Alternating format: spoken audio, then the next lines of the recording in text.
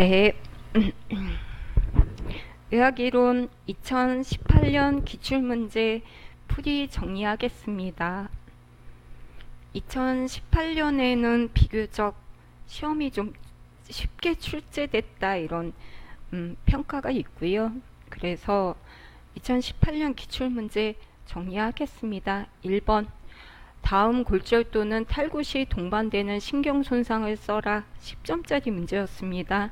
일단 상완골두 탈구에서는 애과신경 손상 가능하다. 상완골두 탈구에서는 애과신경 손상이 가능하다. 상안부 간부골절에선 요골신경 손상이 가능하다. 비골 근위부 골절, 비골을 가볍게 타고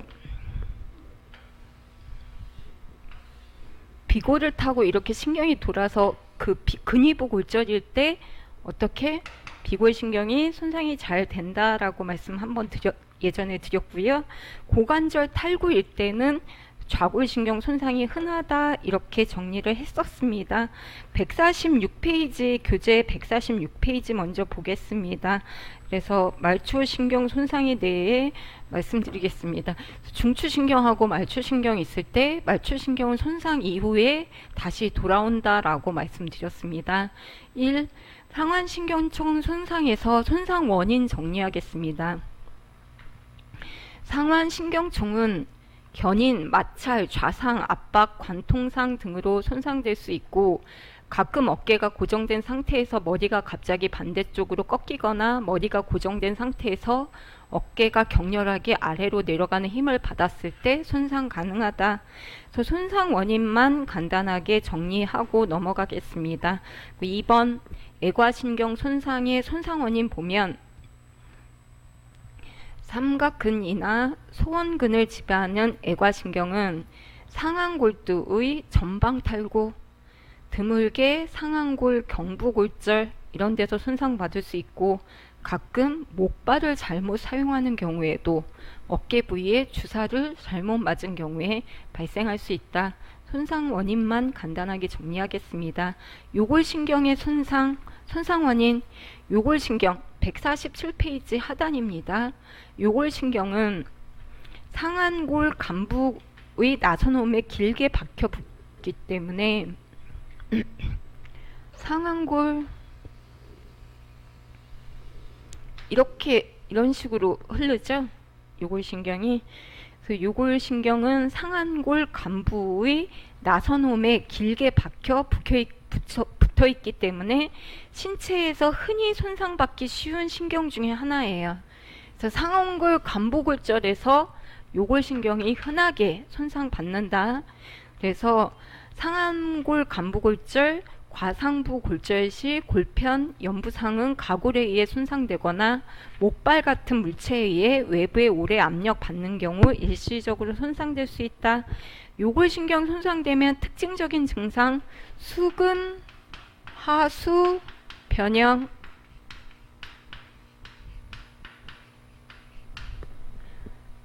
리스트 드랍,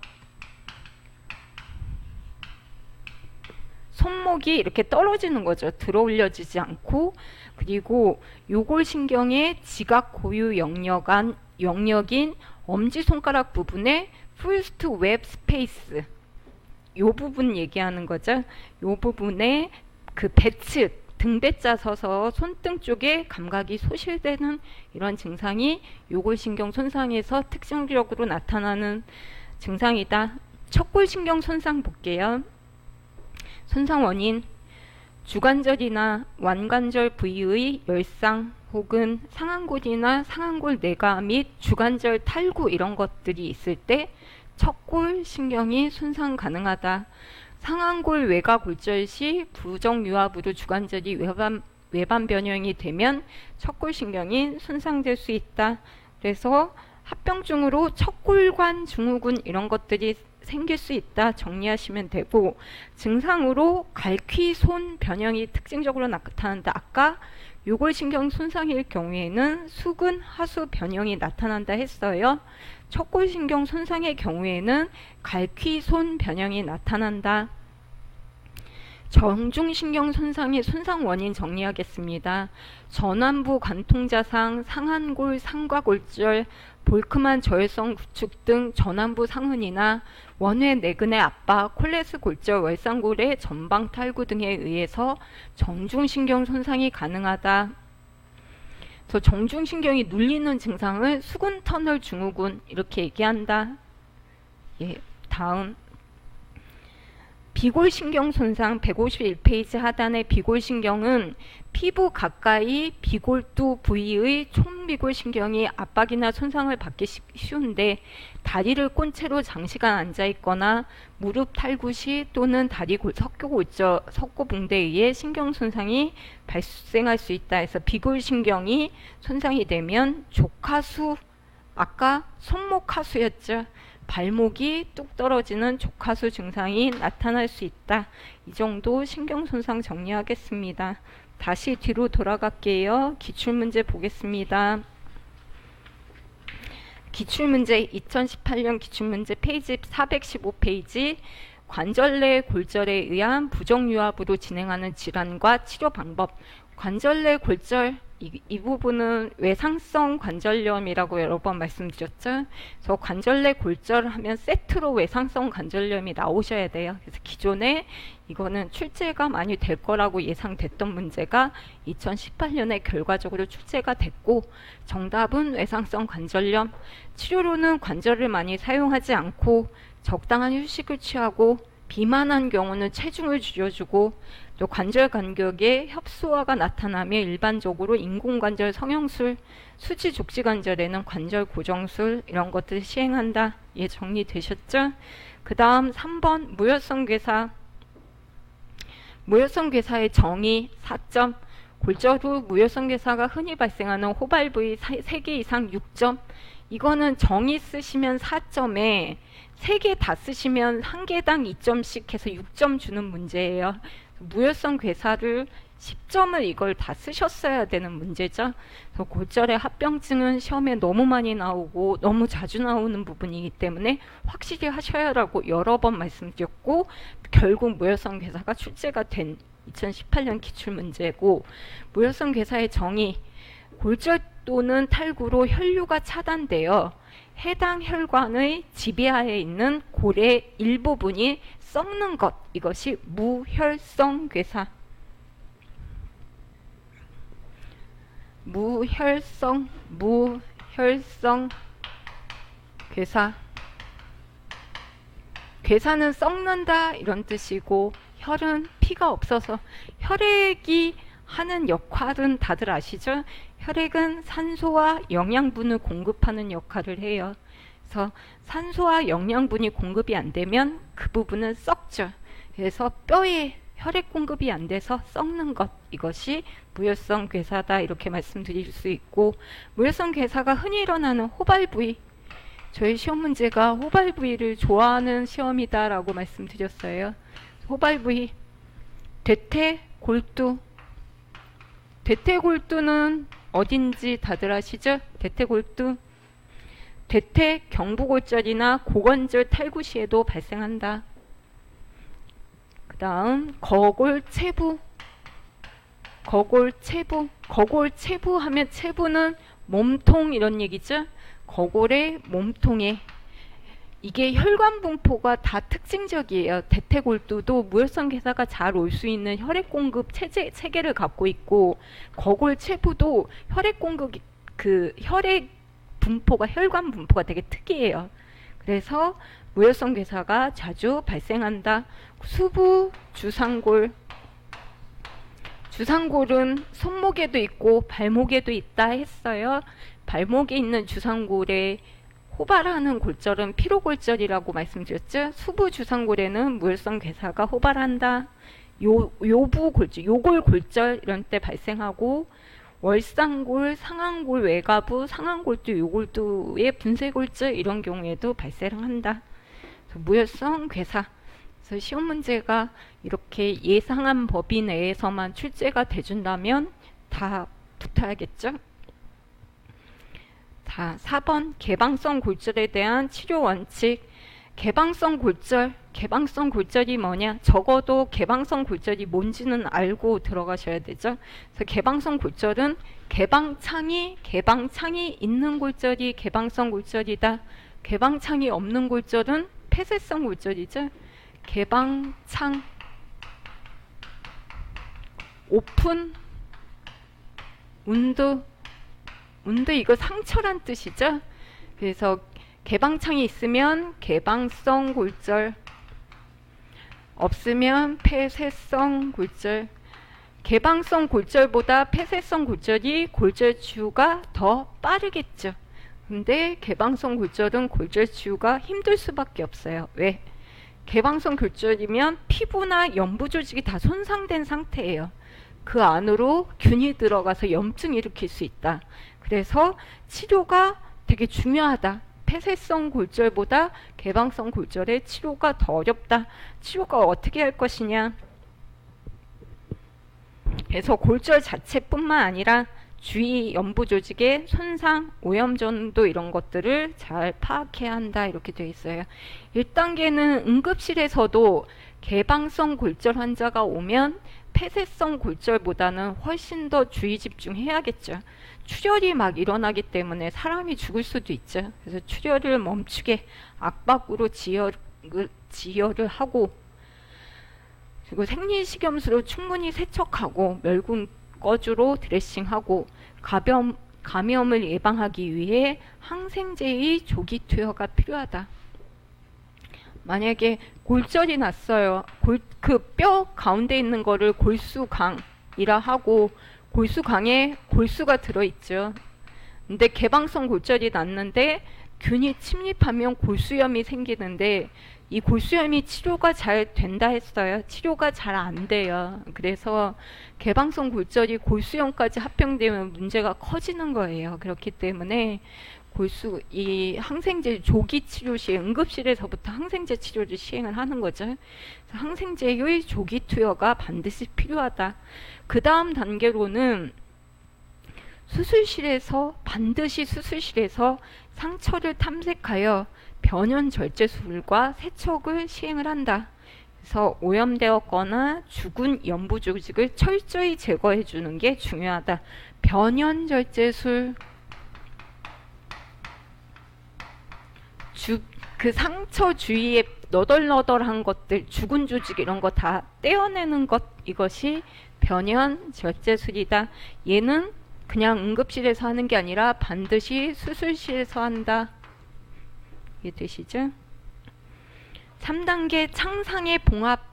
일단 개방성 골절이 치료가 안 되는 게 외부 공기로부터 균이 들어가기 때문이니 세척해주고 변연절제술 해주고 그 다음에 봉합을 해줘야겠죠. 봉합은 어떻게 하냐. 봉합은 창상에 대한 세척과 변연절제술 후 봉합 시기에 따라 1차 봉합, 지연 1차 봉합, 2차 봉합 이렇게 나누고요. 1차 봉합은 개방성 골절에서 창상의 1차 봉합은 하지 않는 것이 좋으나 창상이 오염되지 않고 개사된 조직과 이물이 완전히 제거되었고 피부에 큰 긴장이 없는 경우, 뭐 이런 경우는 봉합이 가능하다 이렇게 얘기하고 있어요. 지연 1차 봉합은 보통 4-6일 경과 후에 하는 것, 노출된 골조직은 5 내지 10일 이내 덮어주도록 하는 것.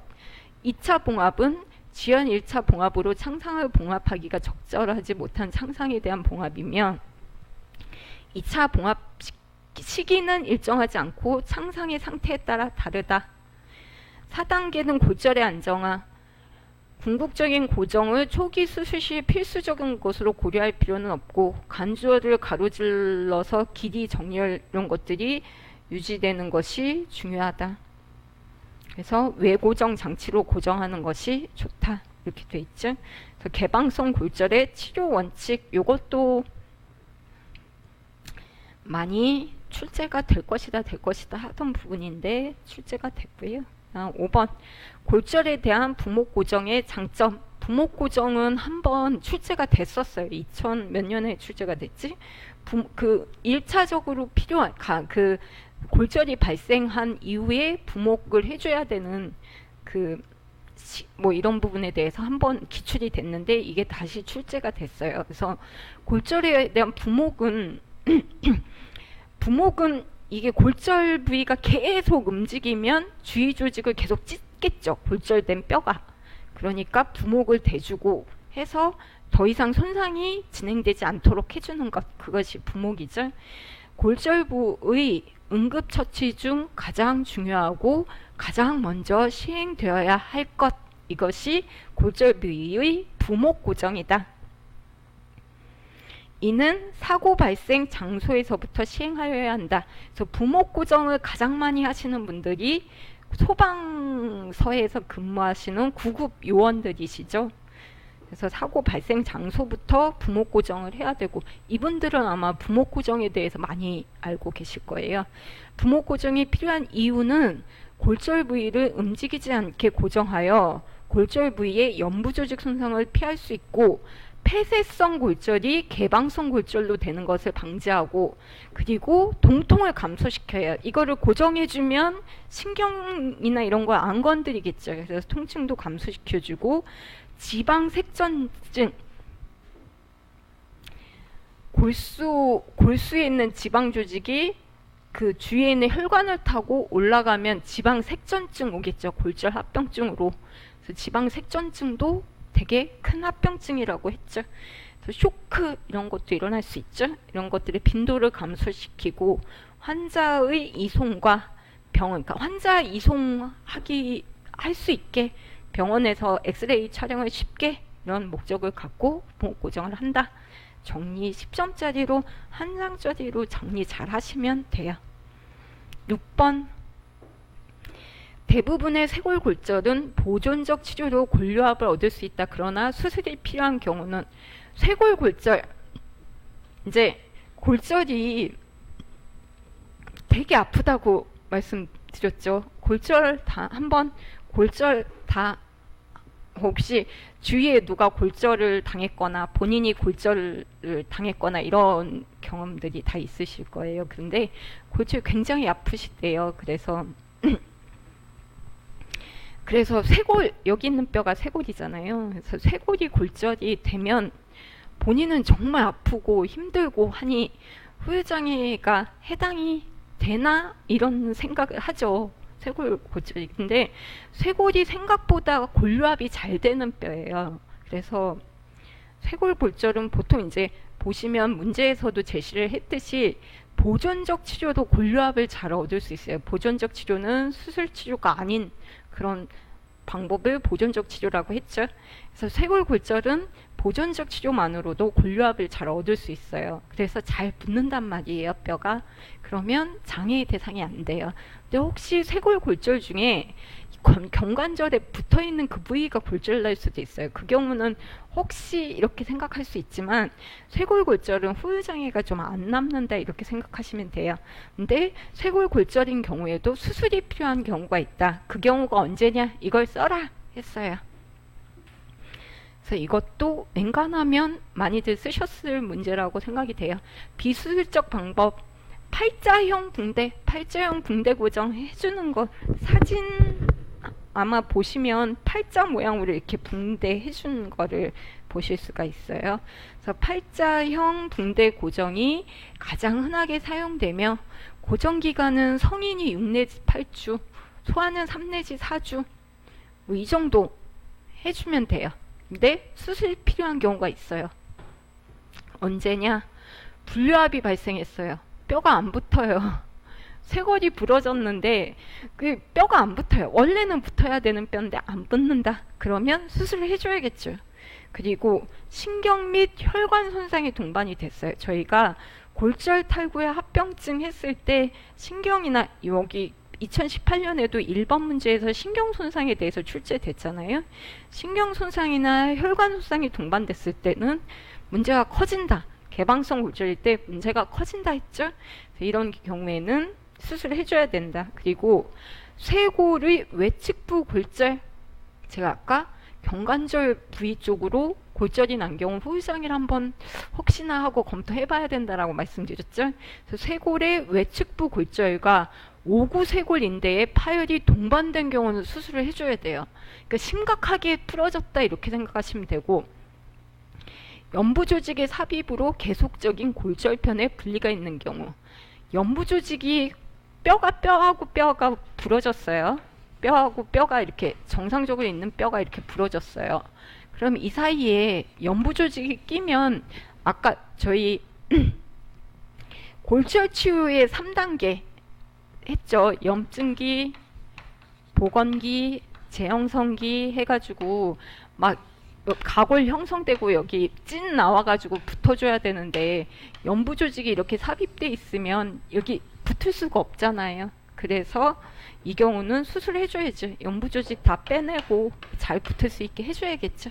그래서 쇄골 골절인 경우 보존적 치료로 골유합이 가능한데 수술이 필요한 경우가 몇몇 가지 있다. 그래서 그런 경우 이것도 뭐 쓰실 수 있었던 문제라고 생각이 들고요.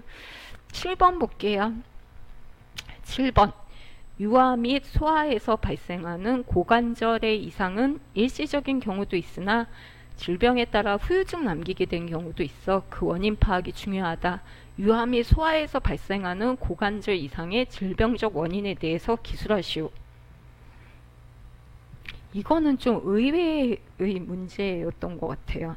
유아 및 소아에서 발생하는 고관절 이상의 질병적 원인. 이건 좀 쓰기가 좀 어려우시지 않으셨을까 생각이 들고, 일단은 선천성 고관절 탈구.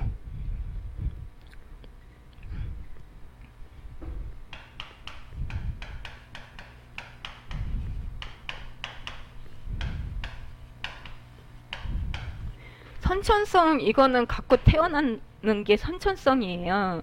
선천성하고 후천성 갖고 태어나는 거, 이거는 부모 탓이죠. 선천성은.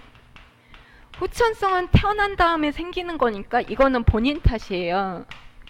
그래서 만약에 자기 아이가 선천성 질환을 갖고 태어났어요. 그러면 부모님 입장에서는 되게 자기 아이한테 미안하겠죠. 그래서 선천성 고관절 탈구, 엄마 뱃속에서 갖고 태어난 거예요. 그래서 고관절이 탈구돼 있어요. 그래서 이런 경우는 뭐 수술도 해주고 여러 가지 해줘야겠죠. 일과성 고관절 활액막염 뭐 이런 것도 원인이 될 수가 있어요. 고관절 이상의. 그러니까 유아 및 소아에서 발생하는 고관절 이상의 원인에 대해서 쓰라는 거예요. 일과성 고관절 활액막염, 고관절의 활액막 쪽에 염증이 생겼어요. 그러면 고관절 이상이 발생할 수 있다. 레그 칼부스 파데스병, 이런 병도 있대요. 아마 선천적 질환으로 보이고, 결핵성 관절염, 결핵이 폐에만 생기는 게 아니죠. 폐에도 생기고 뭐 다른 부위에도 결핵균이 들어가서 결핵을 일으키면 질병이 발생하죠. 그래서 결핵성 고관절에 염증이 생기면 결핵성 관절염에서 원인이 될 수 있다. 그 대퇴부 근위부의 골수염, 만약에 아기들 같은 경우 골수에 염증이 생길 수 있잖아요. 그런 경우 이런 고관절 이상의 원인이 될 수 있고, 연소기 류마토이드 관절염, 류마티스 관절염이 어린 유소아한테 생긴 경우, 이 경우도 고관절 이상의 원인. 대퇴골두 골단 분리증, 이런 것도 원인이 될 수 있다. 그래서 이 시험 문제는 좀 어렵지 않았을까, 수험생들이 많이 쓰는데 어렵지 않았을까 이런 생각이 들고요. 8번. 허혈성 심질환은 사망과 장애를 초래하며 상당한 경제적 손실을 초래한다.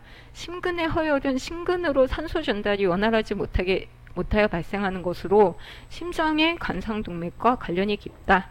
허혈성 질환인 협심증의 종류, 결론부터 말하면 협심증의 종류는 안전형 협심증, 불안정형 협심증, 변이형 협심증 이렇게 나누는데, 안정형 협심증은 혈관이 막혔다가 다시 뚫리는 게 협심증이에요. 심근경색증은 혈관이 막히면 제가 아까 뭐가 일어난다고 했어요? 썩는다고 했어요. 혈액이 산소와 영양분을 공급하는데 그 혈관이 기능이 막히면 썩는다 했어요. 그게 심근경색이죠. 협심증, 심근 심근경색증. 재산보험에서 심근경색증 진단비 이런 담보 배웠어요. 심근경색증으로 진단이 되면 진단비를 1,000만 원이나 2,000만 원 이렇게 주는 담보가 있어요. 그 CI보험에서는 중대한 심근경색증 진단비. 그래서 CI보험이면 보장금액이 크겠죠. 그 약관에 중대한 심근경색증의 정의를 하고 있어서 거기에 딱 맞게 진단이 되면 그 급여를 지급해요. 근데 협심증은 어떻게? 혈관이 막혔다 다시 열리는 것. 협심증은 심근경색증이 아니에요. 급성 심근경색증은 어떻게? 혈관이 막혀서 썩는 것. 심근경색. 그래서 나는 협심증으로 진단받았어. 심근경색 진단비 받을 수 있지 않을까? 이렇게 생각하시는 고객이 어떻게? 많다. 근데 절대 안 된다. 그래서 협심증과 심근경색증은 확연히 다른 질환이다. 다만 협심증이 심근경색으로 갈 수 있는 가능성이 높다. 그래서 협심증으로 진단받으신 분은 심근경색증으로 안 가도록 관리를 해야 된다. 그래서 협심증으로 진단 전혀 다른 질환이다. 이거 알고 가셔야 돼요. 그래서 협심증에는 안정형 협심증, 불안정형 협심증, 변이형 협심증 이렇게 나뉜다. 안정형은 안정 취하면 괜찮아지는 것, 불안정형은 안정 취해도 안 괜찮아지는 것, 변이형은 혈관의 수축, 혈관이 막 떨리면서 막히는 것, 그러다 풀리는 것, 이게 변이형. 이해되시죠? 심근경색증은 다시 한번 심근에 혈액을 공급하는 혈관은 심장 근육에 혈액을 공급하는 혈관은 뭐다? 관상동맥이다. 관상동맥이 막혀서 심장 근육이 썩는 것이 심근경색이다. 그럼 진단은 어떻게 하냐? 그 다음 문제죠. 제가 협심증으로 나는 치료받았는데 심근경색 진단비 받을 수 있을까요? 안 된다 했어요. 서로 다른 질환이다 했어요. 허혈성 심질환인 심근경색증의 진단 방법. 예, 심전도 찍어야 되겠죠? 심전도.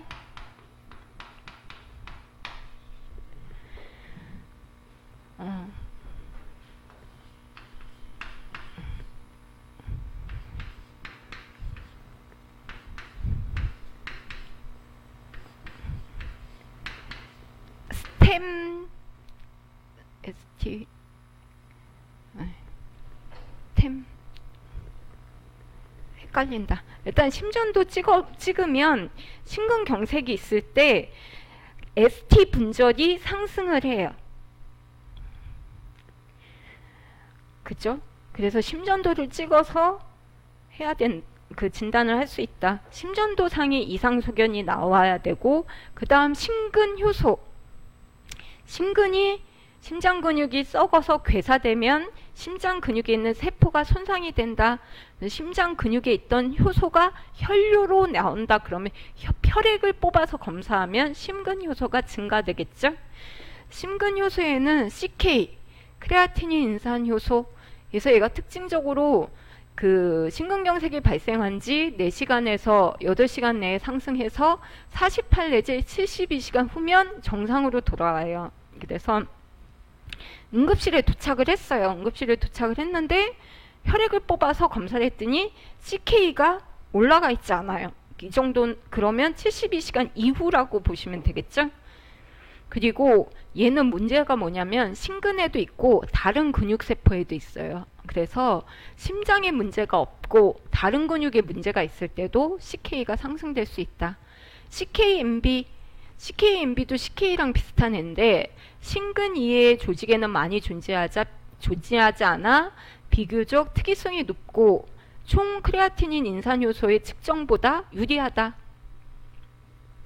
그래서 CKMB가 조금 더 정확하다라고 볼 수 있죠.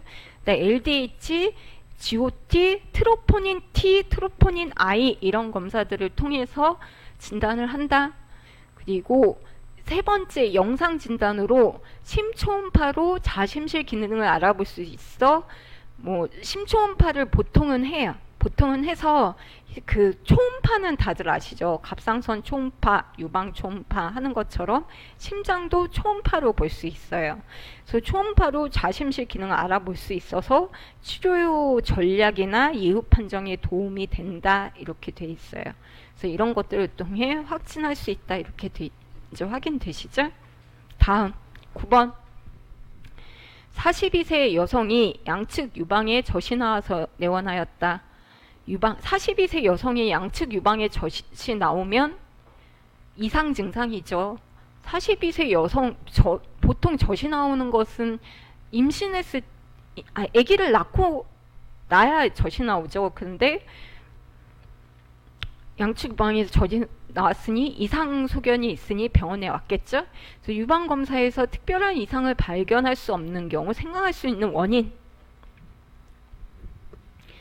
그 유즙을 분비하는 호르몬을 프로락틴이라고 해요.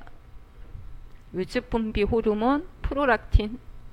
이게 제가 내분비계 쪽이 계속 시험 문제에 안 나왔어요. 그래서 내분비계가 되게 중요하거든요. 뭐 심장, 비뇨기계, 뭐 호흡기계 다 중요하지만 내분비계도 좀 중요해요. 호르몬이 정말 우리 몸에서 하는 역할도 많고 갑상선 호르몬이 하는 역할도 많고 호르몬들이 부족하면 여러 가지 이상 증상이 나오고 하기 때문에 되게 중요하거든요. 근데 내분비계가 시험에 기존에 출제가 됐었나? 일단은 뭐 이런 문제가 나와서 좀 반가웠어요. 일단은 유즙 분비 호르몬은 프롤락틴이에요. 그래서 그 아기를 이제 낳고 나면 프롤락틴의 분비가 올라가면서 유즙이 분비가 많이 되는데, 얘는 프롤락틴은 뇌하수체 전엽에서 분비되는 호르몬이에요. 뇌하수체는 뇌 아래쪽에 있는 재금하게 생긴 호르몬을 분비하는 덩어리거든요. 그래서 뇌하수체 전엽, 후엽 이렇게 나뉘는데 뇌하수체 전엽에서 분비되는 호르몬이에요. 그래서 뇌하수체 호르몬이 전엽에 분비되는 프롤락틴이 증가됐다. 무슨 원인일까? 원인을 찾겠죠. 근데 유즙 분비가 있으면서 시야 장애하고 두통이 있어요. 그래서 뇌하수체 종양이다.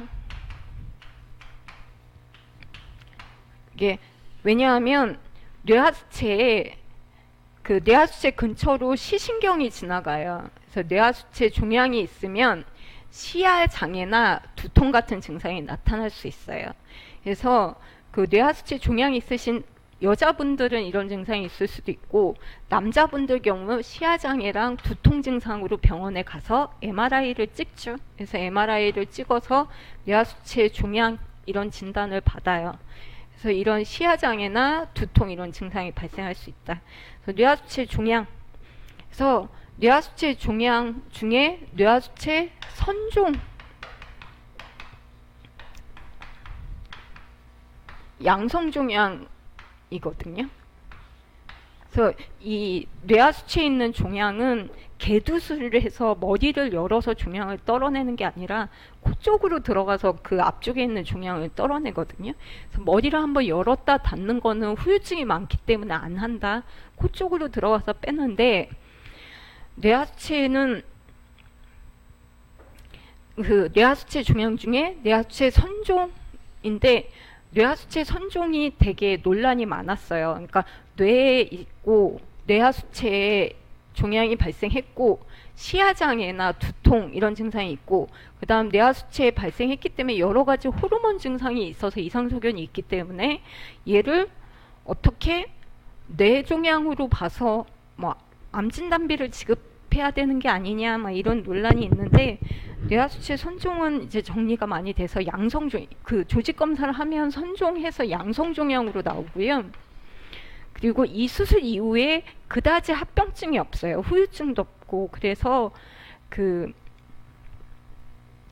양성종양으로 정리가 됐기 때문에 지금은 암진단비를 청구를 하거나 뭐 분쟁을 하거나 이런 거는 없이 대체적으로 정리가 된 것 같아요. 제3보험에서 이런 얘기는 안 드릴 것 같긴 한데, 그래서 일단은 시험 문제들을 좀 자주 볼 때 실무에서 많이 논란이 되고 많이 분쟁이 되고 이런 것들이 조금 출제가 되는 경향이 있긴 있는 것 같아요. 그래서 외화수치 선정도 그런 부분이고 10번 치매도 뭐 많이 문제되고 있죠. 그리고 치매보험이 지금 출시가 되는데 치매보험이 그 판매할 때 포인트 잡는 부분이 경미한 인지장애에도 보험금을 드린다 이렇게 돼 있는데 그 치매 진단할 때 다 그 약간 뭐 그 인지기능 검사 지금 CDR 같은 그 치매 척도를 쓰잖아요. 근데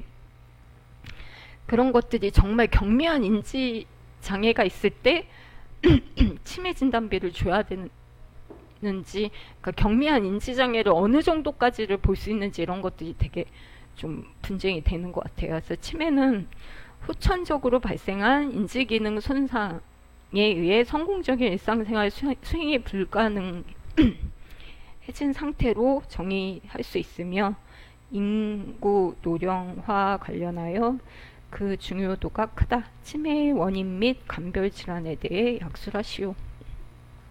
알츠하이머가 되게 큰 비중으로 원인으로 돼 있고 혈관성 치매 그 아까